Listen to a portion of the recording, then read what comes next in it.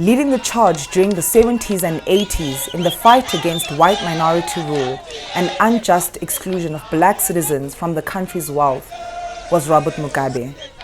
We want full and unfettered democracy. Down with the racist constitution, down with the dirty elections, pamberi nechimrenga. Regrettably, his heroic role in the struggle was to transform into dictatorship as he brutally oppressed the very people who sought to exercise their political freedom under his leadership, which spanned 37 years. In 2017, military officers and ruling party leaders ousted Mugabe. With great conviction, Emmerson Mnangagwa assured everyone that he would break the cycle of authoritarian rule. In the Second Republic, no person or entity will be allowed to steal, loot, or pocket that which belongs to the people of Zimbabwe. Inheriting a country devastated by economic collapse and over $7 billion in debt, recovery would take time. There is no business as usual. Nonetheless, the new president reassured citizens and the international community of his commitment. Zimbabwe is open for business. Yes, there will be political issues, but primarily it's economics. Zimbabwe boasts remarkable agricultural capacity and would be well able to feed its population in part. Additionally, the country is blessed with abundant reserves of gold, diamonds, platinum group metals, chrome, and lithium, among other valuable mineral resources.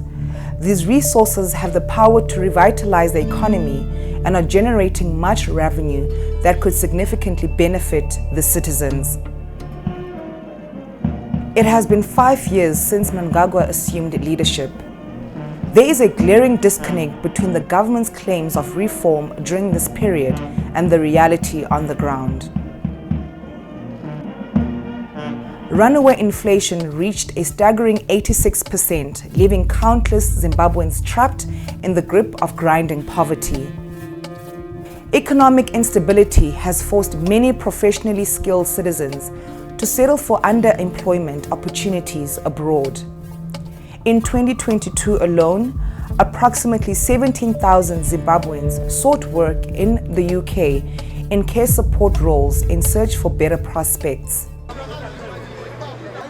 These figures underscore a distressing trend, with an estimated 5 million Zimbabweans now living in the diaspora. Corruption continues to plague the country, with the old guard and military firmly in control, taking advantage of a patronage-driven economy. Strong arm tactics in the run-up to the August presidential elections suggest ZANU-PF's unwavering determination to cling to power. Notably, convictions of many government critiques have intensified.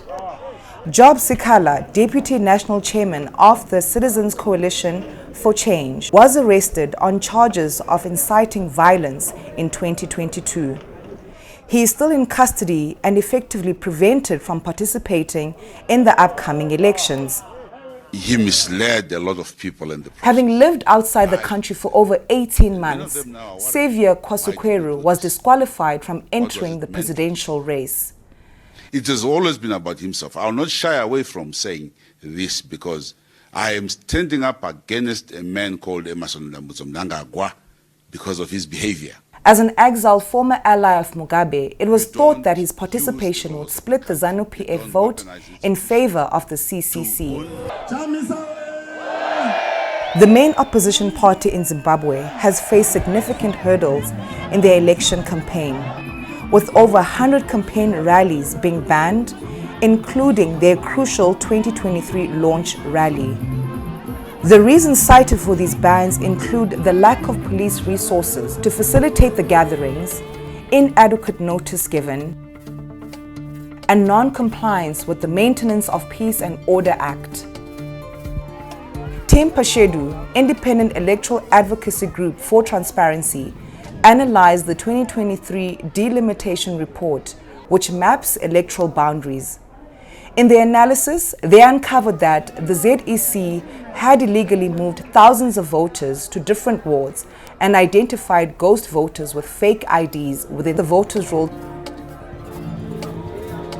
An additional concern is the ruling by the authorities not allowing citizens outside the country to vote.